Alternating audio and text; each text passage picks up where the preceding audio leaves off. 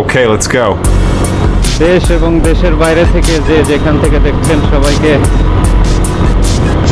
অনেক শুভেচ্ছা। আজকে বের হয়েছি সোনা মসজিদের উদ্দেশ্যে। দেখতে পাচ্ছেন রূপপুর পারমাণবিক বিদ্যুৎ কেন্দ্রের চুল্লি।